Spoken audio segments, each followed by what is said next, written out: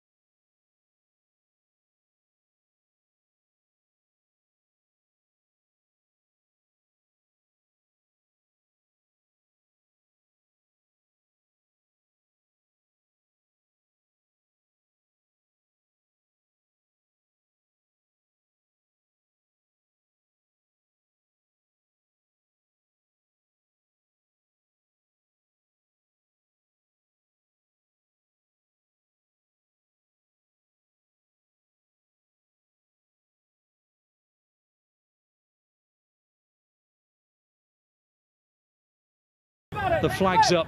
It won't count. What a shame. It's a beautifully worked move.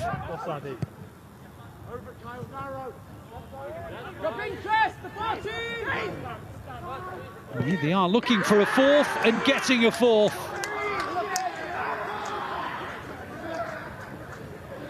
And there's extra joy in the celebrations because there was just a little undercurrent, just a little bit of nastiness that had crept in. Keep going, come on. And City now have a 4-goal cushion.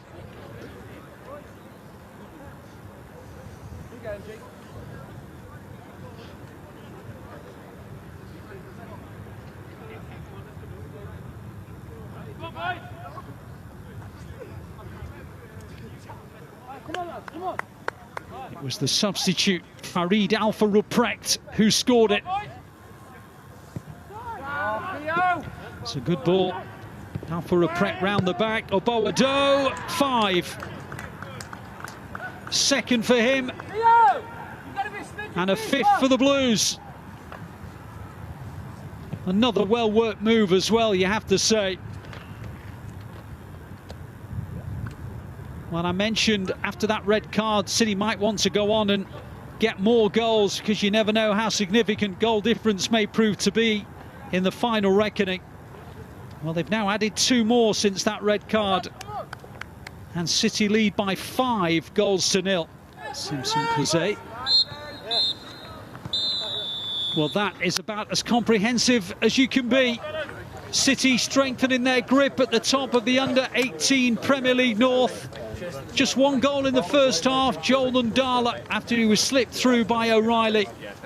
Then a second that was pivotal, really. Dada Maskell from a Whittingham free kick made it 2. And then Oboado made it 3. Nottingham Forest had centre-forward Connor Brown sent off. And a 4th goal soon followed through Alpha Ruprecht before the scoring was completed by Oboado. And City have swept Nottingham Forest aside by 5 goals to 0 and move 7 points clear at the top of the under-18 Premier League North table. A comprehensive afternoon which ends City 5, Nottingham Forest 0. Yeah, but happen once in the lifetime. Do you think it's going to happen every time? Let's come back.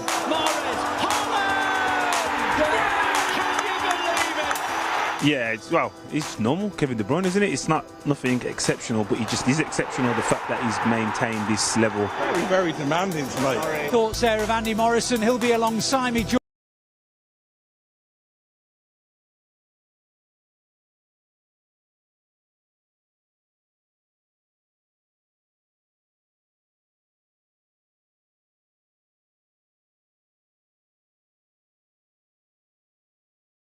Football for Man City.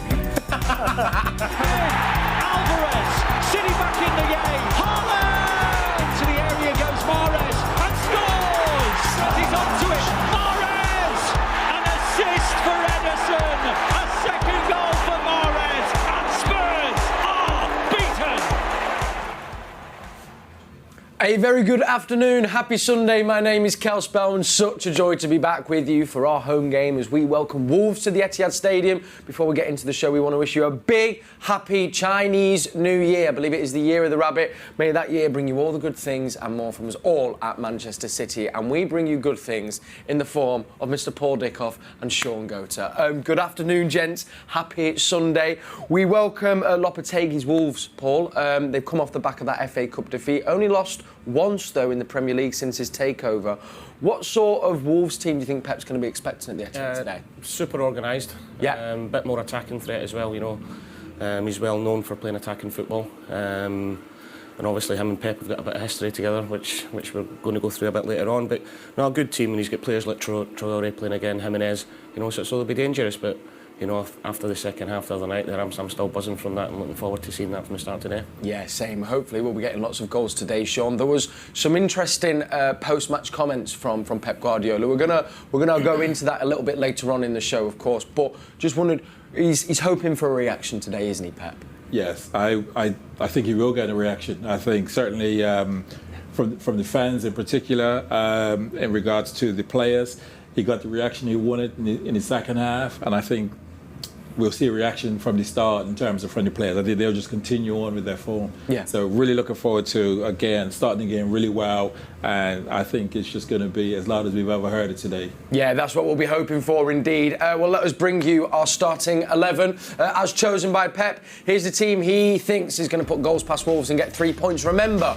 a win today puts us 2 points within Arsenal, who've got United to play a little bit later on. Ederson starts in goal. Rico Lewis holds his space in the side at right back. We're thinking it's going to be John Stones and Manuel Akanji, the centre-half partnership today. Aymeric Laporte comes in at left back. Then in our midfield, we have Rodri, Ilkay Gundogan captaining the side. Kevin De Bruyne comes back into the fold after being on the bench against Tottenham. And it is the same forward three of Riyad Mahrez, Jack Grealish and Erling Haaland. Look into our bench, it's as strong as ever, more or less full strength, bar Phil Foden, Stefan Ortega, Kyle Walker, Ruben Diaz, Phillips, Nathan Ake, Joao Cancelo, Julian Alvarez, Bernardo Silva. Sensational, not just the other night there, but he has been since, as you rightly said, since the World Cup. And then you mentioned him there, Sean, on the other side as well. Jack Grealish really seems to have kind of found a vein of form as well, something that we've all been, I think he's been great, but yes, we've seen him come to the next level. Why do you think it has just suddenly started to click for Jack? Well, I think he's settled now. He understands the team. I think we tend to think of all our wide players that they have to be the same. And what I mean by be the same, Jack's a little different. Jack is a player that receives the ball 2 feet, drives a team so that the defensive team so that they bring cover. And what that allows is space on the other side. And just that clip we saw earlier, just now, we saw where Jack's received the ball and they overcover. So when that ball gets switched, it allows Mahrez to have that space and time. So I think this is some of the things that Pep looks for him in terms of him drawing fouls, driving a team so that they put extra cover with Jack, because when he does get, going at players and he can get to that byline, he's able to produce some decent crosses. So I look forward to him doing that exactly again today. Absolutely. It's as if our wide players create an overload for the other side. Yes. And it's not done by coincidence. Riyad there as well. They're always dragging 2 players across to them, and the thought process has to be to create the space going out wide the other side. Because the amount of times we see the wide players driving, then taking a touch back and laying it back, people might think, oh, that's a bit negative, but that's all in the process to try and hit the other. Then get it on the other side. We've got Haaland, of course, starting again as well. Got his goal against Tottenham as well. They've been quite resolute, Wolves, as we said, since Lopetegui's come in. Difficult to beat. Only lost once in the Premier League since he's come in. How are they going to go about, do you think, stopping our forward 3 players who are in great form, as we've been saying, Paul? They've just got to keep their concentration. I'm sure that's what the manager will be saying to them, because if you switch off for 1 second, 2 minutes, you could be 2-0 down. Yeah. And could score 2 goals like Tottenham did the other night there, start of the second half. All of a sudden, they don't go with their runners. And they switch off. So, but it'll be a tough test. Lopetegui will know that. Yeah. And he'll know that coming here is going to be difficult, especially after the back of the second half of the night there. But as always, we've got somebody like Traore in the team. You've got to be careful that you don't get hit in the break. Couldn't agree more, as we know as well. He's haunted us in the past, hasn't he, Sean? Yeah. Kevin De Bruyne coming back into the team. He was on the bench against Tottenham. We know what he brings to the team, but how key is he going to be in maybe breaking a more resolute Wolves defence today? Well, Kevin will be absolutely key because we know his quality. Be interesting because Paul thinks that Wolves will be a little bit open, and I'm quite intrigued because I see where they are in a position-wise, towards the bottom of the table, and I just think, are you really going to be brave and try to come and play City at the open game? I think there'll probably be a little bit more of what they used to be, which is a little bit of a low block. When they have possession, they try to keep it, but Kevin De Bruyne has the ability to just destroy any team. His passes just, for me, they just put defenses to sleep because they can get to them. The strikers are looking at the balls thinking, what a pass, what a ball. So really looking forward to him, getting back to his best as well. Yeah, fingers crossed he'll be getting a few assists, even a goal for my fantasy. I definitely need that, let me tell you. I just wanted to ask you both, really. We've noticed with Haaland now, we mentioned it on Tottenham, teams are now starting to do the doubling up on him. I don't know if you've experienced that in games, but how How will that be for yeah. But how would that be for Haaland then, and how does he go about combating that? Or does he just have to accept, right, I'm just going to have to keep these busy and let the other players do the thing? Because it has got to be frustrating as well if every week you've got two on you all the time. Yeah, ever so frustrating. That for a striker, it's the worst thing really, because when a team is certainly deep, because City's got loads of pressure on them, and then you've got a man marking you, and you've got another one within 2-3 yards. So there's very, there's a little bit of space to manoeuvre, and I just think that he's the sort of player that will find those inches of space. I think it was a couple of weeks back we saw a goal where he's given a defender a nudge because we've gotten to the byline, pulled it back. It may have been one of the game. It may have been a Girona game. Yeah, where he's just sort of give the player the nudge, and we may have to see things like that. We see those sort of things, but he'll find that space to be able to get that shot. Yeah. And again, if they're leaving that space in behind, then our crosses will also ask questions, and he's the best at getting on the end of them. Yeah, I think his mentality is the key, because he never looks to get frustrated. You know, and the runs he made the other night, especially in the first half, he made 6 or 7 unbelievable runs, unselfish runs to try and create. So if he's not going to get it, he's dragging the 2 defenders around with him, which is going to create space for somebody else. And he always believes that he's going to get one chance and he's going to score it, as we've seen the other night. And do you think as well, us finding him with those runs, is that just a case of a matter of time, do you think, Paul, before we start kind of, them, I guess everyone being in sync with those runs? Yeah, it is, and I think we've seen glimpses of it this season. We'll go back to the first game of the season at West Ham, and De Bruyne slides him down the side. So we've seen 3 or 4 of them, these goals against Crystal Palace. Yes. But as long as he keeps making the runs and doesn't get frustrated, because the easiest thing to do when you're making the runs and not getting it is to stop making them. Yeah. But the one thing, he's so consistent that he's always on the move. Always on the move, even sometimes he knows he's not getting the ball. Yes. If you just watch him for 20 minutes in a game and just watch him in isolation, it never ever stands still. Yes. He's either looking to get it in behind, or he's going in behind to come short, or it's just a little two-pace movement to try and create space for himself. And he knows, and he's so unselfish, he knows that if he's not going to get the ball, that he's taking 2 players out of the game, which is going to benefit the team. Absolutely, it's a brilliant mentality he's got, and it makes a massive difference then for our wide players as well, which is why maybe we see Mahrez doing what he did against Tottenham. Now, I think we've all heard and maybe saw some of Pep's post-match interviews after that game in Tottenham. It'd be reminiscent of us not to talk about it, but let's just remind ourselves of a few of the things he was saying post-Tottenham Hotspur. I want the passion from Julian. I want the passion from Rico. I want the passion from Nathan. I want this every ball to happen. So it's something. It's a 1-0 free kick. Rico and Manu. All the players are from 9 players, to Manu long ball, and they play short. You have to read that. They come from the manager. I have to tell them this. You think I said something tactically or whatever in the halftime? But why should change? But we're playing good. But it doesn't matter the substitutions. It's not about that. It's not about that. It's about that we don't have it right now. Right now we don't have it. Yeah, it was funny, Paul. We were saying, obviously, I think us fans, we were delighted with the second half performance, but I don't think we expected such a an animated and such a passionate kind of post-match interview from Pep.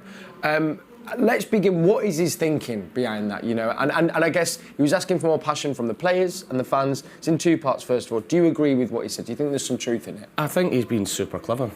Okay. If anything else, because he's come out and the second half performance, we blew them away. So the easiest thing from any manager, a player or whoever to do. I mean, we were buzzing in the studio after the game. No, yeah. What a performance! Let's bring it on. And then we seen Pep's interview and we're a bit like, oh, yes. Yeah. And it's just keeping people grounded and maybe giving them a bit of a kick up the backside as well. And it'll work. You see the players out there today. Yeah. They'll be at it from the first minute. The fans will be at it, and it's just call it mind games. I don't know, but I think it was really, really clever because the run-in we've got from now, the big games we've got coming up. Yes. He's going to make sure that everybody is at it, and it's keeping everybody on their toes. This will be the cynic City fan in me. I do feel watching it though. I can see definitely where the frustration is. Like when I think of that Southampton game, when there's 2 foul throws in the game, you have got to think and expect more from these players to play at that level, Paul. Yeah, and the players have set the standards have set are ridiculous. Yes. And I just think if they're tiny little bit off it, it's so obvious because they've been so good. Yes. Yeah. You know, the consistency and the individuals, the consistency in the team, winning games, winning trophies, as soon as that comes off a little bit, and it's a natural thing for it to happen sometimes, it seems as if it's a massive thing when it's not. And I think what Pep's doing there is just letting a bit of reality check for everybody, but at the same time, really to get them at it again. But Sean, it's funny with Pep, isn't it? And I guess you'll have had experience this with managers as well. When we watch a performance we're probably not used to seeing with City, and when it's maybe below par, he comes out and defends them. But then when they come and score 3 goals in 12 minutes and blow a team away in 45 minutes, that's the time, as you said, Paul, when he comes and gets it. Why do managers do that? Well, he knows he's gotten the win, and I think the message is for everyone. I think even Arsenal. I love the fact that there's a bit of psychology in there. I think he's also having this to the players in that he was mentioning about Rico being fouled and no one's really around him. I mean, this guy here did it every game. You know, you couldn't mess about with any of his players. And I actually agree with him in that point. I think that there's sometimes when we perhaps get fouled, and we're not around with this passion to say like that's a foul and protecting our players. So I agree with him. In fact, I'm going to speak about Rodri. I think Rodri in the last months, I think I've seen that in him. There's been, I can't remember which game it was, where it looked like he was right on the edge of being carded, but it was an aggression about his game, and it was about a foul. And I said, I like this because we never seem to see that in a Rodri. But I thought, I like this because he's showing how much he cares to him. And I think that's what Pep's saying from the player's point of view. It's like it has to mean something. Yes, we've won all these trophies, but it has to mean something. So the message to the players, totally agree. To the fans, I think he's right. We got comfortable because we won so much. We sit there, we've been blown away with football. Agree. We sit there and just think, wow. And when it's not, we just go, like, how dare us have a moan with the football? We are getting the best football on the planet. Yes. And to sit and have a moan. And I think it is perhaps the moan is at the referee, because I'm sitting there thinking, we can't be moaning at our players who play the best football in the world, our manager who's the best in the world. So it has to have been against the referee. So, and I think also it's a message for Arsenal because I think today will be rocking. And I think we're going to put on that performance that's going to make Arsenal go, okay, we really got the big boys chasing us now. It's not just, I think, not just a message to the players and the fans, as Sean said, not just Arsenal, but to other teams around. Yes. Everybody will be watching that game the other night, then 2-0, a lot of people have been rubbing their hands a little bit. And then the second half, that sends a message out to them. But I think Pep sort of said to them, we've just seen 45 minutes of sheer class. We just blew a Tottenham team away. I think it was the first time Conte said in his career that he's conceded 4 goals in one half. Wow. As well. So other people watching that will think City are back, but then to see Pep come out and say he wasn't happy, it's sending a little message to everybody else as well. Absolutely. I think it's a great point. And I will say from a fan's perspective, whether the boos are at the referee or not, I do feel that fans have got a little bit lackadaisical and slightly a little bit cushed in it, definitely in us to remember where we've come from, you know. I think that is so important, if I may say that. Just a quick word I just wanted to ask, because I always love a little story from your days. Do you ever remember any, like, worst dressing room moments where a manager really ran you, read you the riot act? Can you remember any ones in your time? I've had quite a few, mate. Quite a few over the years, honestly. I remember... Chelsea away. Remember Joe Royal and Paulo One-Shop facing up to each other? Yes. Do you remember that? I remember thinking, well, Paulo's a fit boy. He's muscle, he's everything. He's Paulo. Kickboxer and everything else. And Joe's going first, and I'm thinking, Gaffer, please don't. Please don't. But it used to happen all the time. All the time, especially at half-time. I mean, I've seen, never mind players and managers, I've seen players really a proper go at each other. Holding each other to account. And that's putting it politely. But it's all part and parcel of it. It is. 9 times out of 10, you go out the second half, it's forgot about, but you go out and you are ready to go. That's the reaction, isn't it? Which hopefully we're going to get today, indeed. Now, if you want to get involved with the show, of course, we absolutely love that. Just use that WhatsApp number there, and I'm going to put some questions to our guests. Or any comments you've got, I can read them out as we go on. So please do get involved with the show. We do love to hear from you, as you know. Right, we take on Wolves today. As I said, Lopetegui, since he's come in, has really started to turn Wolves around. They've only lost once in the Premier League, coming off the back of that Liverpool defeat in the FA Cup, though, so they're going to have the tail between the legs for sure. Let's see how they are shaping up today. It looks like this. Of course, we have Sarr in net. Then at the back, it's Semedo, Collins, Kilman and Bueno. Lamina, of course, we might remember his name from Southampton. Ruben Neves, of course, with a brilliant season from him, captains the side. Nunes as well. Then we have Traore, Jimenez and Hwang as well, looking to the bench there as well. A couple of big names including Moutinho and Costa, who definitely could come on and make a difference. Going to start with Diego Costa, actually. That's, I guess, we could say a Premier League legend. He did some brilliant stuff at Chelsea, Sean. If he does come on, how much of a threat can he be, even though he is coming towards the latter end of his career? Well, he hasn't quite hit the form that we're seeing, but we know that it's still within him. Yes. And he'll be up for a game like this, so he'll be wanting to get himself 20, 25 minutes to get on.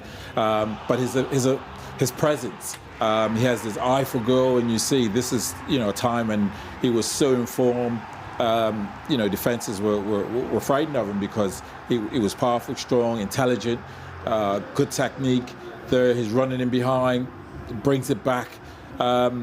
Just a quality all-round striker. And what I would say is, the way that Pep operates is, no matter who the opposition have, even when he's managed against Messi or Mbappe, his about the collective, and his about our performance being well enough to control the ball, you control the game. Yes. Therefore, they're not as impactful. But he's a quality player, and I'm sure he'd want to get on. I think the one thing about him, whether he comes on and scores or does well, the centre-halves will know they've been in the game. Yeah. Because he never stops with the ball, without the ball. He's grabbing people, he's getting in people's faces. And sometimes, even if he's not getting the chances, I know he's not hit the ground running, but he's been out for a long time. But he sets the tone for the players sometimes by upsetting the opposition team players that are around them. Yeah, and that's kind of actually, you can rile people up, I guess, in a way. Yeah. And with the midfield, Paul, Ruben Neves, he's a big name, always kind of being linked a little bit with the move away from Wolves. He's been instrumental for them in the seasons. How do we go about stopping him dictating plays we know he likes to do in this Wolves team? I think it'll be our three against their three, and it's just stopping him at source, isn't it? He's a very good footballer. Nunes, who's come in as well, he's only been there a short time. There's talk about him getting a big money move away already, so he's a really talented footballer.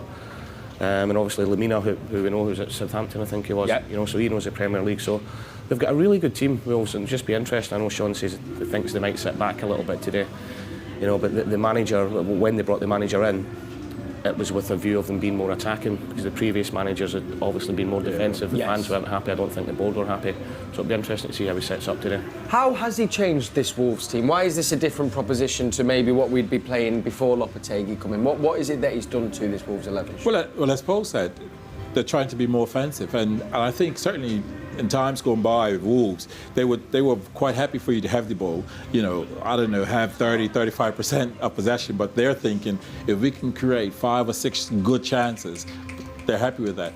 I think he's of the Spanish mentality. How can we control the ball? We could create more chances. So again, players like Lamina coming in terms of he's a tidy player, likes to keep the ball. Does he offer enough goals? But he's certainly good at keeping the ball, and I think him with Neves, when they have the time, they'll be able to shift the ball to each other, shift it out wide. Those balls over the top, they have that quality. So I think that's the difference that he's bringing as a manager. And I guess as well, you can't. We're going to look at the Pep link as well, but they've brought in someone, Spain national manager, Real Madrid. That just automatically, I guess, brings, puts the dressing room and training at a whole new level, Paul. Of course it does, and the players will trust in him because of what he's done before. They'll know it. But under the previous manager, especially the last 3 or 4 years, they've tended to play 3-5 at the back. And as Sean said, been a bit more defensive. Now they're more a traditional 4-3-3 and do play like a Spanish team. They want to build out from the back. Saying this, they'll probably go long today because they're coming here. But I like the job he's done already. They went to Anfield, should have won. Yeah. I know they ended up drawing the game 2-2, but they should have won that game.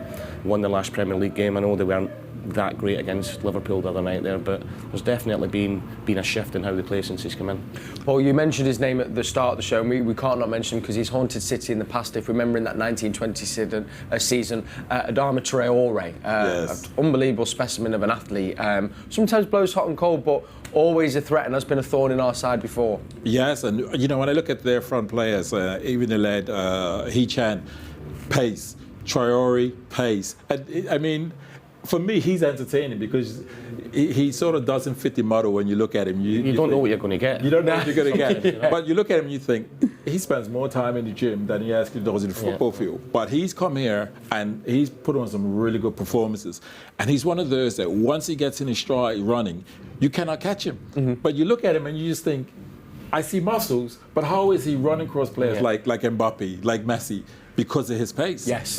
Which also says that he's got quality in his game. So, he's one that we certainly can allow to get into the stride. You know what it's like, Goats.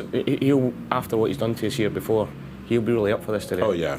Because you get that at grounds that you went and done well in before the game, even though it might have been a couple of seasons ago, you think, you constantly remember that. Yes. And you go out with a bit of spring in your step. Yeah, that's so true, actually. And I wondered as well, goals is obviously a place, you say he's wanted to make them more attacking, but, they are the lowest scorers so far in the Premier League season. They've only netted 12 goals in their 19 games. They're averaging, more goals since he's come in, but how do you think he's going to go about getting more goals and maybe feeding those forward players and putting the ball in the back of the net, Paul? Yeah, I think that the three midfield that Sean spoke about before, that they've got creativity in there and they'll want to create more chances. Saying 12 goals, 19 games isn't great at all. Yeah. But if you look at the chances they've created before he came into what they are doing now, they're definitely creating a lot more. Yeah. And it's just purely through the style of play. Sorry, go on. So I was saying I think their issue is, I think is Podence is one of the top goal scorers. I think he's got like 5 goals. Yep. And Neves in midfielders got 4 goals. And then it just is a drop off, and they just need more goals all around. I mean, if you look at their goals compared to City, there's obviously you got Haaland that's up there, who's way up there, but they just lack goals in other areas. And Adama Traore is a player that, with all the quality he has in terms of the pace and gets himself in positions, he doesn't get erratic. Yes, it's erratic. He needs to produce better numbers, and I think he should be looking at. With the positions he gets in, I think somewhere between 12 and 18 goals for him, because he gets in such great positions throughout the season, but he just doesn't have that finish for some reason. Well, the man trying to mastermind bringing those goals is Lopetegui. Now, infamously, you might remember Lopetegui. He got sacked as the Spain head coach just before the 2018 World Cup. That was when he announced that he was going to become the manager of Real Madrid. Now, Pep and Pep have got a lovely little history as well. He was actually a goalkeeper when Pep was playing for Barcelona. Of course, we've met Lopetegui already this season when we played Seville. Just to begin with, Paul, what do we know about Lopetegui as a manager? Because Pep speaks very highly of him as well. Yeah, well, his track record, his clubs, you look at it, Spanish national team, Real Madrid, it's up there with the very best to do it. And as I said, he's got that Spanish philosophy of how to play in football. The one, especially when they had the national team, wasn't in it for too long. They played some great football, and he was the start of them bringing the Pedris and all the young players through as well. So he's obviously got a lot of faith in youth. And he wants to get a playing philosophy running through the whole club. I seen an interview with him when he first came in, and he was saying, well, what's the point? And it's something we do great here. What's the point of the under-14s playing a different way from the under-18s, under-18s playing a different way from the first team? That philosophy has to go all the way through, and so he'll be trying to build something. Yeah, true. And then I guess as well of that, Sean, when you've got a man who's come in and he's won Europa Leagues, what he did with Seville. Yeah. I'm guessing that is going to be the long-term ambition for Wolves. Yes, they're in a relegation battle now, but you're not bringing him just to make you survive a relegation battle. That's, I guess, what they're going to be aiming for and hoping for as he builds something that he's done previously, as Paul said. Yeah, it has to be long-term, and they have to give him the time. I think, again, as Paul said, the pedigree that he has, the experience that he has. Wolves going through a little bit of a transition because him as a manager with the quality. But today it'll be interesting because he'll know everything there is to know about Pep in terms of I believe they play together, but they understand, they know each other, so he'll know the different ways and how Pep approaches games. And make no mistake, he would want to win this game. He will want to somehow slow City up, whether it's a draw or Wolves got to win. He will want to do that. He was a former goalkeeper, Paul, and I think we're used to seeing a lot of outfield players become manager. How do you think it is different to have a goalkeeper as manager? Is it? I mean, you've managed as well. Is it different because they see the game slightly differently? I think it just depends on the different philosophies more than anything else. You would imagine that they'd be more defensive with him being a goalkeeper, but it's definitely not that way. I think because the system he's came through in Spain, he's got that. It's integrated into him how he wants to play more than anything else. And I don't think that matters whether you're a goalkeeper, a defender, a midfielder, or a forward. You know, you're going to have your philosophy. You do get influenced by people around you and the way people are playing the games, and even going back to when you're doing your coaching badges, that can influence you how you want to play. But although you do want to put your own stamp in it. Speaking of coaching badges, Sean, actually, we know you're doing a lot of coaching around the whole of City's academy. Just how is that going? No, really good. I'm enjoying it, learning so much. And I think the thing that's opened my eyes is it's about understanding the space. The space is just as important as possession of the ball. Interesting. So when you have the ball, being able to, make a pass or repeat a pass to move with the opposition to then exploit that space has really opened my eyes. And again, we've been up and down the country, played a lot of football, but that just opened my eyes. And it's just amazing. You think you know it, and then you get yourself over at City and you just go, wow, okay. It's another level. Wow, it's another 2 or 3 levels. Oh, so a lot of people know this, but when I was Doncaster manager, Shawnee came in and worked with my strikers. Oh, really? No way. He came Did over, a little bit. The partnership really was it born backfired me massively because he was scoring more goals than actual players. He knocked their confidence dead. Just do that, lads. Just do that. Yeah, it's easy. It's easy. Oh, I love that. And good coach, Paul? He was all right. Brilliant. Well, listen, we have got your only commentary for the game today because it's not on TV. So if you want exclusive commentary, the only place you can get it is the Manchester City app. That'll be with Mr. Alistair Mann, of course, the legend whose voice we all know and love. And today he is partnered with Andy Morrison. So get on the City app for that exclusive commentary. And here they are speaking pitch side, giving us their thoughts ahead of today's game against Wolves. Yes, we're in our commentary position at the back of the main stand, the Colin Bell stand here at the Etihad Stadium. Andy Morrison alongside me. Andy, I think the first thing we've got to talk about is the team news. Just a couple of tweaks, really, from Pep. What do you think he's thinking with the 2 changes he's made today? I think it's freshening up. Still can't quite work out whether it's going to be a back 4 or will it kind of morph into a 3. And De Bruyne back. We all want to see Kevin De Bruyne play when he's at the top of his game, and maybe he needed a rest, maybe taken out, for one game, back now. And if we see the best Kevin De Bruyne, then today will be a successful day for us. And Rico Lewis, therefore, maintains his place in the team. What did you make of his performance against Spurs on Thursday? Listen, I don't think there's any more superlatives that can be said. With what he's doing week in, week out, he gives us the opportunity. In possession, we go to a 3, he slips into midfield and it almost becomes a box. Gundogan, De Bruyne and then Rodri and him it almost looks to me like a 3-4-3 box when we're in possession of the ball. And he's very comfy in possession of the ball. He does it very simple. You won't see him play long passes, you won't see him trying to break lines, but he just keeps the ball moving. He gives an option every time. Anyone's under pressure, they look up, he's there to just bounce a ball, a wall pass to release, another player. But he looks so comfy. Just a quick thought on the goal the first goal that the Blues conceded on Thursday, the pass from Ederson to Rodri under pressure. Is that just something we have to accept as part of the process? 100%. We want perfection. You've got to try it. It's a risk reward, Ali. You're doing it. There's got to be a purpose. You're not doing it to say, look how comfy in possession of the ball we are. Look how City work the way from the back. If they want to overpress and they do a 5-man press against your 5, you must miss the press. And then you go into Haaland and you play from there. Just a quick word on Wolves. They've made 3 changes today. Interestingly, one of them, Adama Traore, who's always given the Blues some problems down the years. Whenever they've come here in the past, they've shut up shop. They've sat deep. They've invited City onto them. Do you think that'll be the case today? I don't think it will. I think they're going to have a go. Looking at the shape of the team, I've always been a big admirer of Jimenez. I think he's a great 9. I think he's a great fill-up for teams to build from. He also scores goals and he has an aerial threat. Traore's a danger. I've heard it said already. He's very hot and cold. He's always hot against us.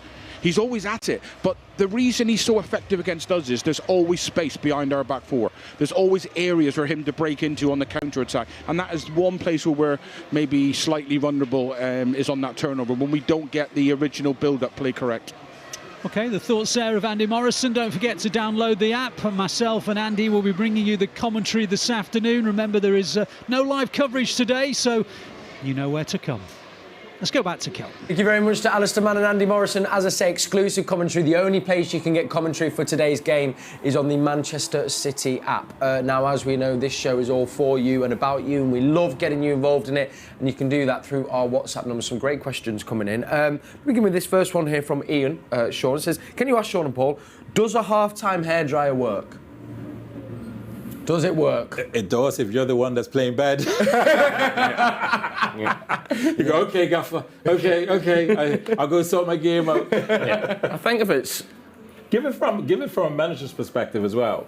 Like, because you manage as well and as a player. What do you think? I think you've got to choose your moments. Because if you do it all the time, the players will be like, Here we go. Here he goes again, sort of thing.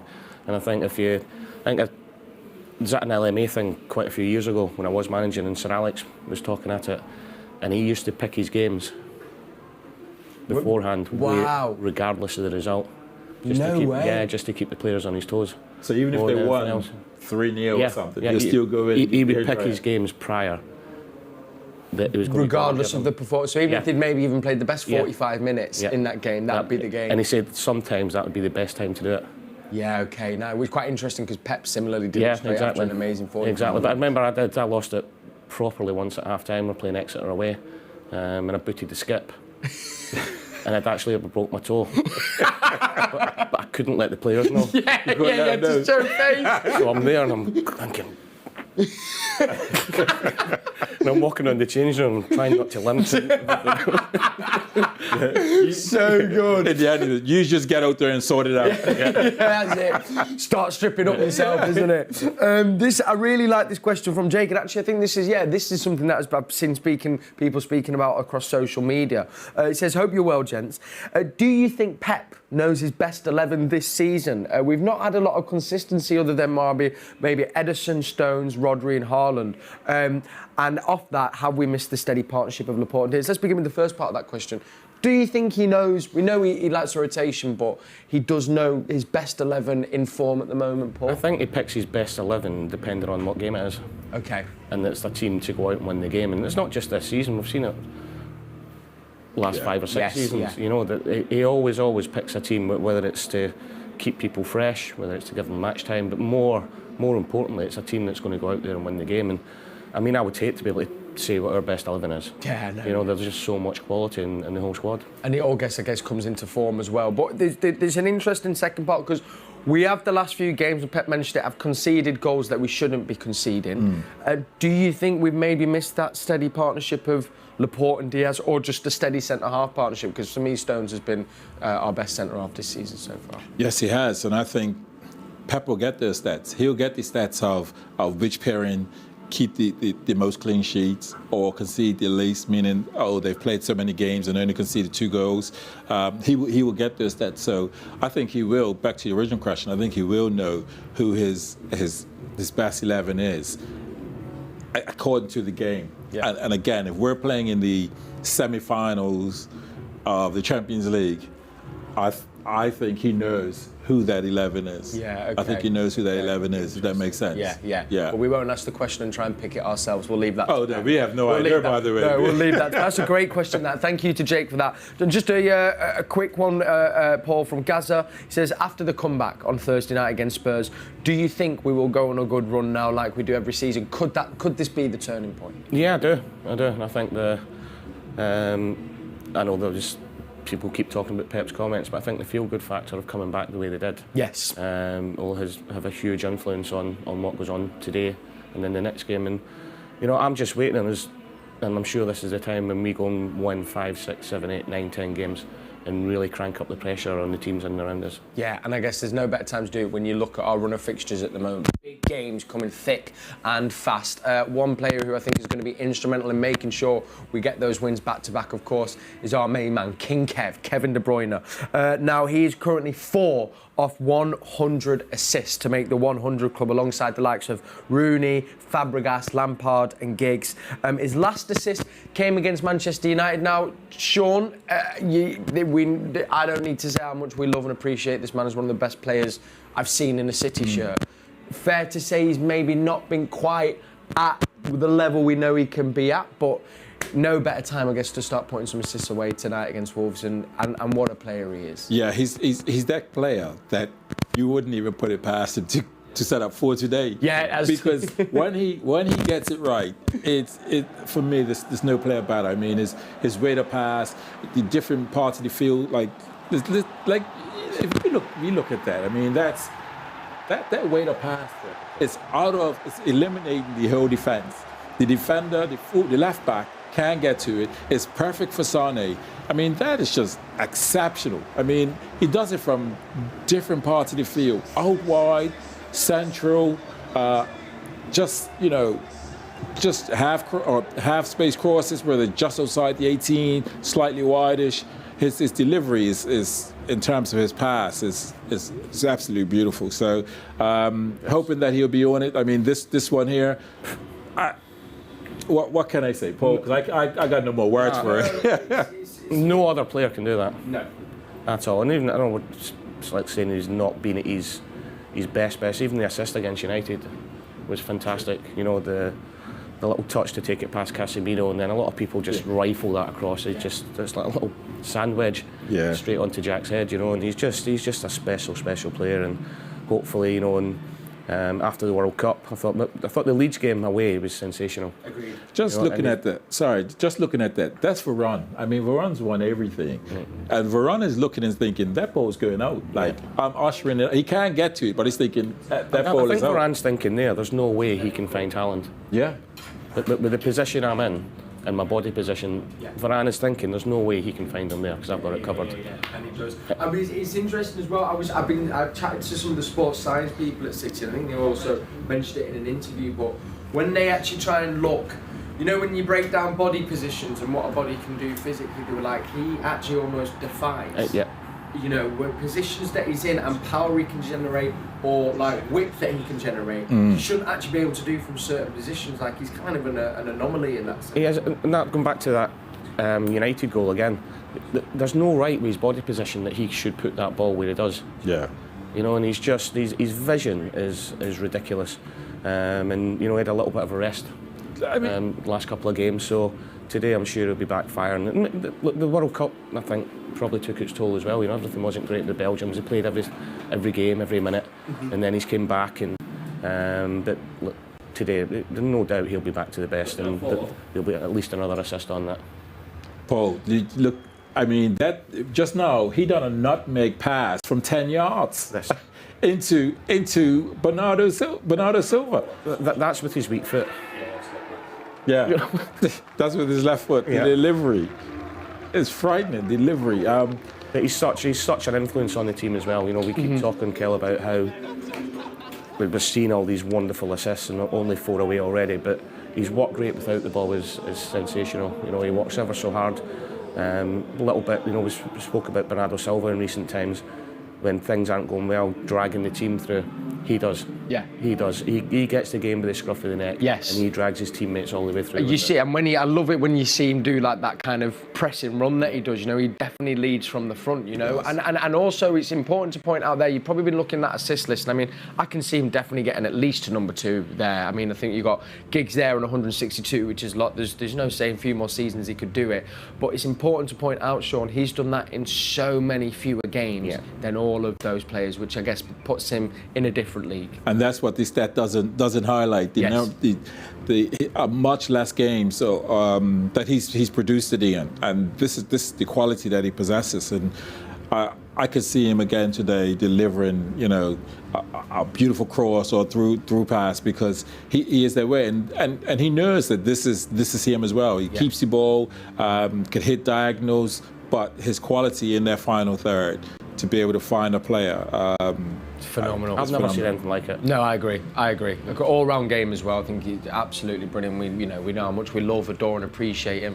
And I do think as well, Paul, he probably would be at number 2 or number 1 possibly if we'd maybe been finishing more chances throughout there. I can think of so many times he's put that ball on a plate for players and he's not put it in the back of the net. As well as we've seen all the goals that have been scored. Yes. There's probably just as many that haven't. Yeah, that haven't. I agree more. Phenomenal. Well, he's our man. He is King Kev, and hopefully he'll be putting on a masterclass today, especially for my fantasy football. Right, as I mentioned to you, to get exclusive commentary from today's game, the only place you can get it is with us at Manchester City. It's exclusive on the app with Alistair Mann and Andy Morrison, and we wanted to get their thoughts as well on King Kev. Yeah, you'll have no problem getting thoughts on Kevin De Bruyne from myself and Andy. Kevin missed out on Thursday night. Will that make him even more hungry today? No, I don't think players, I think with that mentality, I don't think they think that way, you know, if there's an acceptance if you don't play and they know what they can produce. And, you know, it's a unique talent, Ali, that we've seen now for many, many seasons. He has the ability to see things that we can only just see in the stand, let alone pitch side. And he does put balls into areas that invites people to go and score goals. But it's the quality and it's the appreciation of space and time around him, which is something that I've not seen, you know, firsthand, what he actually does and what he sees on a pitch. You know, he's way ahead of the game, and his peripheral perception of every single area of the pitch is incredible. He picks out passes that you watch him. The next thing that's a player's running in on goal, and we haven't even seen it. Like, you know, so obviously his football brain is unique. Well, David Silva was the assist king for many, many years here. Kevin De Bruyne is now just 4 off 100 Premier League assists.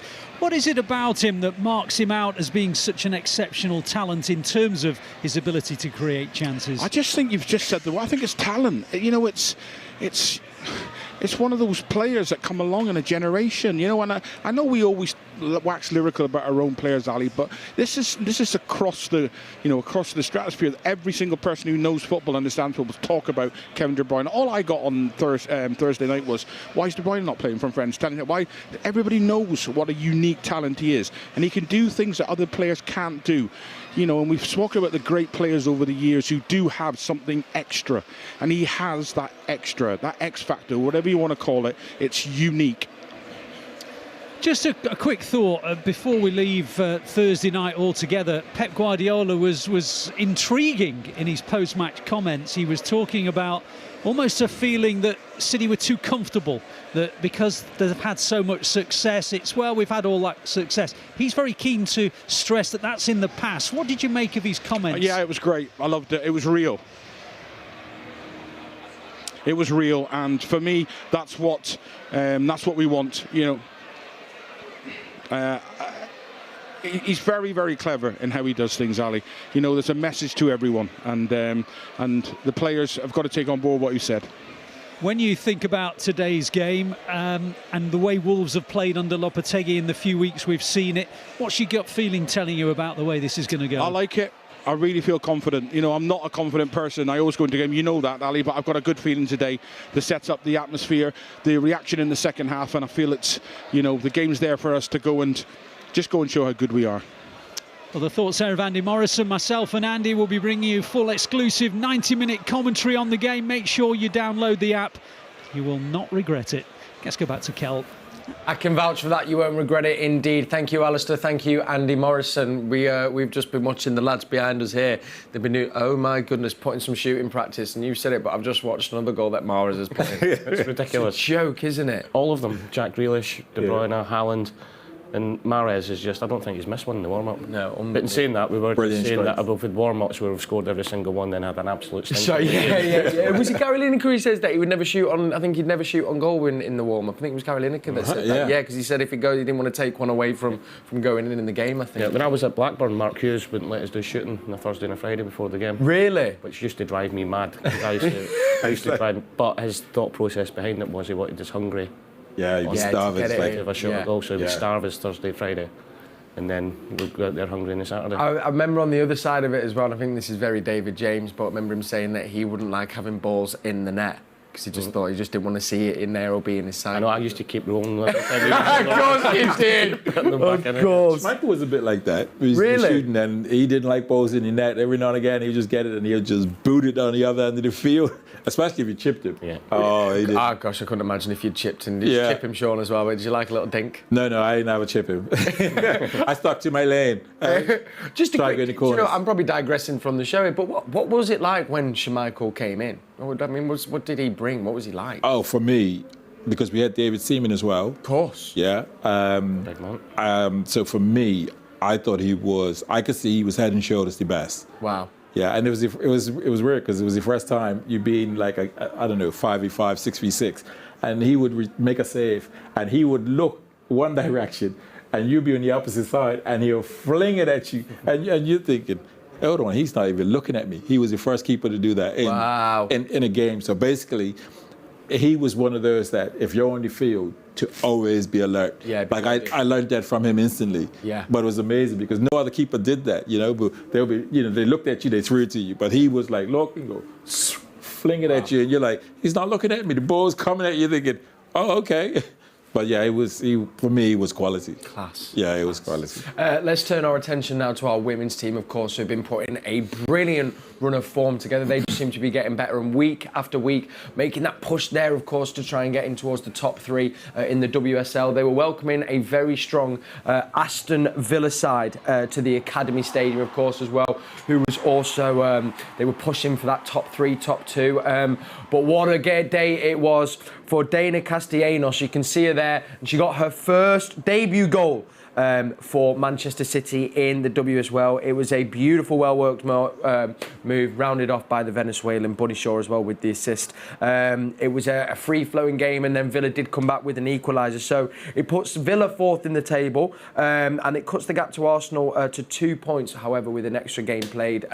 But so great for Gareth Taylor to see what our women's team are doing. Oh, I'm like this. Continental Cup as well. It's all boding very well, isn't it? It is, and it's a bit like this. Bring it on, and Gareth has just stayed steady in terms of starting to. It's been having them play well, start to produce those performances, and just coming up. And now that they start to come into the eye line of the Arsenals and Chelseas, they're looking and thinking, well, we can't slip up because they know what City's capable of. They know that City's capable of producing great performances and results. And I like that goal because we saw some great centre forward play by Bunny there. Rose, the player, and she's just made a Clavaloo, almost like Gundogan run, isn't it? It was like watching the first team there, that sort of goal. Delighted for Big Gazzo. You know, they lost the first two games of the season, but they've run unbeaten since. They've been absolutely phenomenal since. And you know, speaking to Gareth in the summer, he knew there was a big turnover of players and it was going to take them a little bit of time. But he just kept saying that on and off the pitch, he felt this was the best group that he had. And I think when Mahrez, Morgan the other week there, I think she reiterated that as well. Yeah, and I think as well you got to look at as well that they're still they're a young team as well. Made some great acquisitions, some great young players. So exciting to see where that can go. And if you joined us at the start of the show, you'll have seen we were playing out some highlights from a game that took place with our under-18s who are flying, as with most of Manchester City's academies teams and clubs around the world really. But it was a 5-0 win, and again some beautiful goals. So we just want to say a massive well done to our under-18s for that 5-0 win, which you saw at the start of the show. If you've just tuned in, where have you been? Thanks for coming along. Welcome to Matchday Live. Cel Spellman with you, alongside Shaun Goater and Paul Dickov. We of course want to wish as well everyone a very happy Chinese New Year, Year of the Rabbit, and we've got our special limited edition Chinese tracksuits. They were on our players for warming up. Now, if you've just tuned in, we brought you the team 11, but I can bring you that again right now. It starts with Edison and goal. It's on the bottom of your screen. Rico Lewis holds his place in the squad. John Stones and Manuel Akanji at centre half, and Aymeric Laporte back in at left back, we think. Then it's Rodri. Kevin De Bruyne comes back into the fold alongside Ilkay Gundogan, who's wearing the captain's armband, and a forward three of Jack Grealish, the man who's in great form at the moment, especially watching him warm up, Riyad Mahrez, and Erling Haaland. The bench is just as strong as well as you can expect. We looked at the attacking side of the game, Sean, at the start of the show. Let's now move kind of more to the defensive side of it. Aymeric Laporte comes in at left back. Then we've got Rico Lewis holding his space. I mean, we could probably spend the whole show talking about him. How are they going to go about? We mentioned how their forward three stopping Wolves' attacking threat today in the form of Traore, Jimenez, and Hichan. Well, I think in a word, how we stop their attack is by keeping the ball. Keep the ball, we control the game. Interesting, because what we've seen Rico Lewis do is really exceptionally well, is go inside when City have the ball, and he's been able to sort of put together 2-3 passes linking up with Rodri, and then all of a sudden we can get those balls out wide and there's one-on-one positions. And I think that'll make us naturally go to a 3 in possession. Yeah. With Stearns, Akanji and Laporte, them naturally becoming sort of a 3 in possession. I just think that it's interesting. You say Laporte left back. What would be Akanji? Because I think they have pace. Yes. And he has played Akanji at left. Yes, true, actually. In a fullback position. And that's the thing. We could never get Pep's. I think you're right. Though. I think more often than not, it'll probably be a back 3. Yes. With Rico, he's been unbelievable when he's had to tuck in as that inverted back in the middle of the park. But that will create an overload against their 3 in there automatically to try and get the spaces to go out wide. So definitely with the ball, I think we'll see more of a back 3. And Paul, we were mentioning actually on Thursday night, Ederson, and he came out I think in a social post and he apologised because, as we know, he was definitely at fault for the first goal. Probably feels like he could have done better for the second. But then we know what he gives us going forward. But he says, this is the game I play and this is the way we play, and these things are going to happen. But you probably wanted a bit more concentration in the goalkeeping side of things from him. You do, but I know I said it Thursday night and I'll say it again, that is what you get. Yes. That's the risk you take, and the amount of unbelievable goals. And I think he's got more assists than what we had. No, do you know what I mean? But the way he starts off our attacks, making that extra man in the possession, say it all the time, and every now and then, especially the goalkeepers, you are going to make a mistake, and you are going to get caught out, and you just hope that it's not going to be that often, which it hasn't been. Yeah, true. And he does what he does best by setting up attacks, creating goals, and he's the best with the ball at his feet. He's the best goalkeeper there is around. Yeah, in the world, without a shadow of a doubt. Yeah. And every now and then, it just gets highlighted more. No, I think you're absolutely right. You're spot on there, Paul. I think him as a goalkeeper, his ability to start plays at the back has allowed us to score more goals, and sometimes it becomes a risk.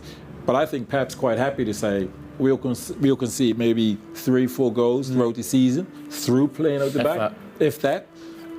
But I tell you what, the amount of goals that started from him, which has then allowed us to go on and get 3 points, because he started at the back and it's become the second goal, which has killed the game. Yes. You can't put a number on that. So I think he's got to continue, as he said, he is part of his game. He will continue. Pep will encourage him to do that because he knows how important it is to eventually playing through the thirds and getting that quality to our front players. Yeah, and there he is right there. I mean, he'll want it and the defence will want it, Paul. Hopefully we're going to start seeing maybe a run of clean sheets. We know he's won, I think, the Golden Glove however many times, but that is something we have been definitely not as strong as this season is in that department, keeping clean sheets. Yeah, it has, and there's been injuries to Laporte, injuries to Stones, and we're talking about having a consistency within. Kyle was out for a good amount of time before the World Cup. Yes. So, saying getting a bit more consistency in the back 4, but all the players haven't necessarily been available for that to happen. So true. And I think when it does happen, that's when we'll start seeing the clean sheets again. Yeah, brilliant. Thank you, Paul. Thank you, Sean. Right, 2 minutes before we hand over to Alistair Mann and Andy Morrison for commentary. Thank you as always for joining us, and please do come join us at half-time and at full-time, where we're going to be reacting to everything that takes place on that pitch out there. You've seen the players in the tunnel, so the only thing for me to do is get predictions from today's guest, Shaun Goater. I'm going to begin with you, baby. What have you got for me? I'm going to go 4-1 City. Love that. 4-1. 4-1. Strong. Pulled that from? And I was not expecting that. Yeah, 4-1. Wow. Very calm as well in the delivery there, Sean. I'm going to go a comfortable 3-0. Comfortable 3-0, lovely stuff. Well, that is our predictions from the guests in the studio. Let me hand over now to Alistair Mann and Andy Morrison. Sit back, enjoy the game, and I'll see you at half-time. Come on, City.